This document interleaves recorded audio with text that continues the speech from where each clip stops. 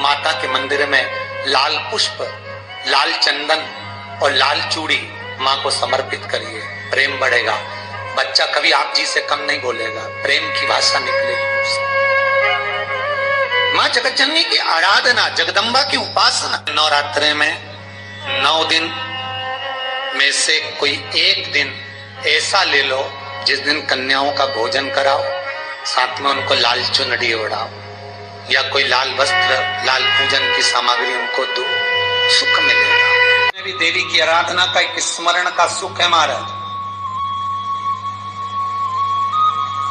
ज्योत का विधान है, नवरात्रि में देवी की ज्योत लगती है, अखंड ज्योति लगती है, जवारे बुआए जाते हैं, कलश लगता है। ज्योत का भी विधान है, जिसके यहाँ दिया अखंड जलाया जाता है, अगर वो दिए की लो, दिए की बाती अगर दक्षिण दिशा की होती है तो उसके घर में साल भर में एक घात जरूर होती है।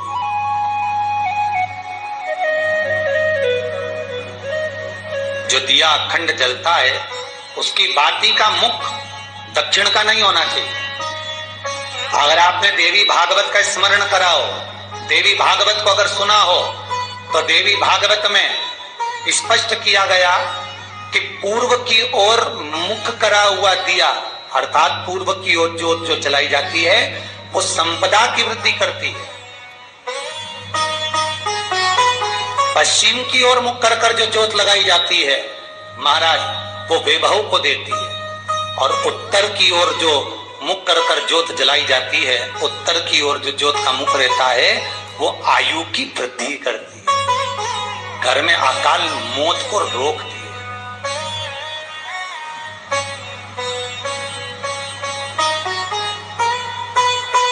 नवरात्रि का जो भाव तत्व है उसको भी अच्छे से समझ लेना।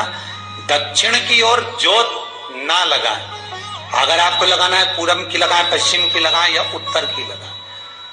और जितने दिन महारानी जगदम्बा जगतधात्री दुर्गा भवानी, अब की बार माताजी घोड़े पर आई है।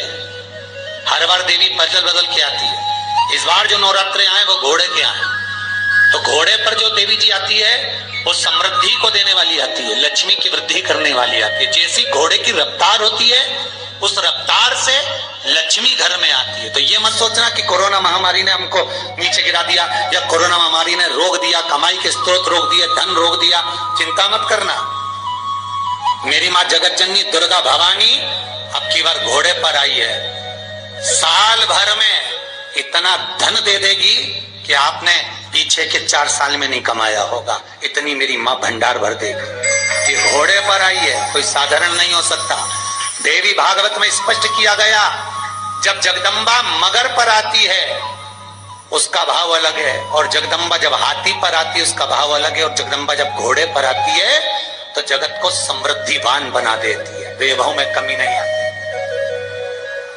अभी भले दुनिया के लोग अभी रोते हैं कि पैसा नहीं आ रहा, कोरोना महामारी ने सब तोड़ दिया, रोक दिया, पर चिंता ना करना, मेरी माँ अगर घोड़े पर आई है तो उसका सुख आपको जरूर मिलेगा। एक जरा सी मिट्टी की दुकान भी अगर आप खोल कर बैठेंगे तो चांदी और सोना के बराबर कमाएंगे, इतना धन देगी वो माँ। साधारण नहीं है मेरी माता। तात्विक सुख का आनंद देने वाली, लाभ तत्व प्रदान करने। और नवरात्रि में भी अगर आपकी कोई कामना है, आपकी अगर इच्छा है, आपका मन है, तो जगतजननी की आराधना करो। पति और पत्नी में अगर क्लेश है तो जगदम्बा के मंदिर में मक्खन चढ़ाओ, प्रेम बढ़ जाएगा। आपको लगता है कि पति कोई अन्य स्त्री से लगा हुआ है या परिवार टूट रहा है, तलाक तक पहुंच गया है, तो माता के मंदिर में आप ध्वजा लगवाइए, उस ध्वजा पर मक्खन लगाकर लगवाइए, आपको लाभ मिलेगा। महाराज, यदि आपको लगता है कि बच्चे बहुत ज्यादा अपशब्द बोल रहे हैं, मुंह चला रहे हैं और प्रेम नहीं रख रहे, तो माता के मंदिर में लाल पुष्प, लाल चंदन और लाल चूड़ी माँ को समर्पित करिए, प्रेम बढ़ेगा। बच्चा कभी आप जी से कम नहीं बोलेगा, प्रेम की भाषा निकलेगी। माँ जगतजननी की आराधना, जगदम्बा की उपासना। नवरात्रि में 9 दिन में से कोई एक दिन ऐसा ले लो जिस दिन कन्याओं का भोजन कराओ, साथ में उनको लाल चुनरी ओढ़ाओ या कोई लाल वस्त्र, लाल पूजन की सामग्री उनको दो, सुख मिलेगा, आनंद आएगा। सती कथा में कही थी कि नवरात्रे एकम से प्रारंभ नहीं होते, अमावस्या की रात्रि से प्रारंभ हो जाते, इसलिए उसको कहते हैं नवरात्रे। क्योंकि नवमी के दिन माता जी का विसर्जन हो जाता है, जवारों का विसर्जन हो जाता है, व्रत करने वाले कन्या पूजन भोजन भंडारा कराकर विराम दे देते हैं। तो नवमी की रात्रि उसमें नहीं जुड़ा पाती, उसमें रात्रि अगर जुड़ती है तो ये अमावस्या की रात्रि से जुड़ना प्रारंभ होता है, तब जाकर वो नवरात्रि पूर्ण हो पाती है। पितृलोक में पितृ जैसे निवास होकर भी इंतजार करते हैं। 4 नवरात्रे हैं तो 4 ही श्राद्ध हैं। आज मौनी अमावस्या है, श्राद्ध का विराम हो जाता है और कथा अर्थात नवरात्रे प्रारंभ हो जाते हैं दूसरे दिन। तो यहाँ शास्त्र कह रहा है जैसे हमें प्रतीक्षा रहती है कोई अच्छे कार्य की, कि घर में कोई शुभ कार्य हो, घर में कोई अच्छा आयोजन हो तो अपने को आनंद होगा, प्रसन्नता होगी। उसी तरह हमारे जो पूर्वज चले गए, जो पूर्वज चाहे वो अधोगति में गए हों, चाहे वो देवगति में गए हों, चाहे वो पितृलोक में निवास कर रहे हों, तो जितने भी पितृलोक में निवास करने वाले पूर्वज होते हैं वो भी ये विचार करते हैं कि हमारे घर के वंश द्वारा, हमारे वंशजों द्वारा कोई ऐसा सत्कर्म हो जिससे हमारे जीवन की वितृप्ति हो और हमें आनंद की अनुभूति हो। और ध्यान दीजिएगा महाराज, आपको चैत्री नवरात्रि का स्मरण होगा, आपको शरदी नवरात्रि का स्मरण होगा, पर जो आषाढ़ में और माघ में जो नवरात्रे पढ़ते हैं इसका एक आनंद ही दूसरा रहता है। बस इतना जरूर होता है कि दुनिया के लोग वो जो 2 नवरात्रे होते हैं उसमें कलश की स्थापना भी करते हैं, देवी का पूजन भी करते हैं, अर्चना भी करते हैं, मंदिरों में भीड़ भी रहती है और खूब प्रेम से माता का जगराता वगैरह सब होता है। पर ये जो नवरात्रे हैं 2 गुप्त नवरात्रे, इनका लोगों को स्मरण नहीं था। वो तो धीरे धीरे ये टीवी चैनल के माध्यम से कथाकारों ने, वक्ताओं ने स्मरण कराना जब चालू करा, धीरे धीरे बताना, मार्गदर्शन करना जब चालू करा, तब लोगों को ज्ञात होता गया कि कोई गुप्त नवरात्रा भी होता है, उसमें भी देवी की आराधना होती है। ये 4 नवरात्रे अलग अलग अवस्था के हैं, अलग अलग सुख के हैं और अलग अलग आनंद के।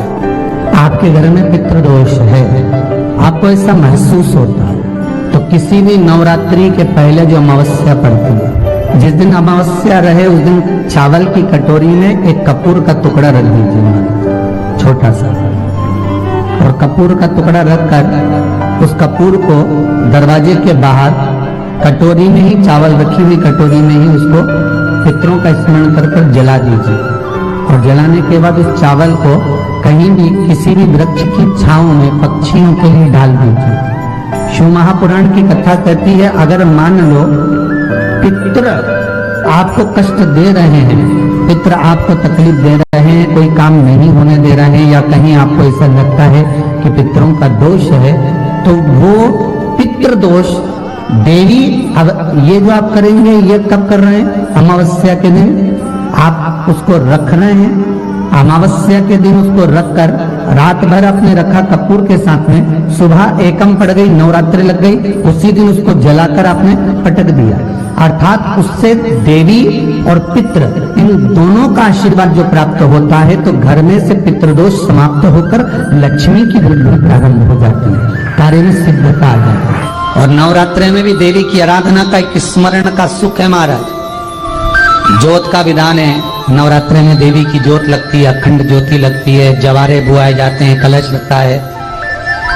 ज्योत का भी विधान है, जिसके यहाँ दिया अखंड जलाया जाता है, अगर वो दिए की लो, दिए की बाती अगर दक्षिण दिशा की होती है तो उसके घर में साल भर में एक घात जरूर होती है। जो दिया अखंड जलता है उसकी बाती का मुख दक्षिण का नहीं होना चाहिए।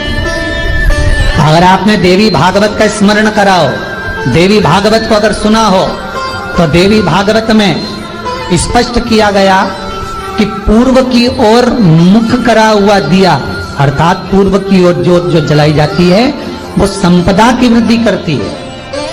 पश्चिम की ओर मुख कर जो ज्योत लगाई जाती है महाराज वो वैभव को देती है, और उत्तर की ओर जो मुख कर ज्योत जलाई जाती है, उत्तर की ओर जो ज्योत का मुख रहता है वो आयु की वृद्धि करती है।